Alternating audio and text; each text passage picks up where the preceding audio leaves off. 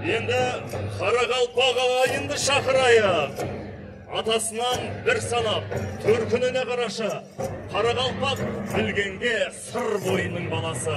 Әкесі түркі даласы, Амудария анасы. Соқсын салып шеренген, ұрыс құтқа кенелген. Тамырлас бізге халық қой, асып туған кемелден.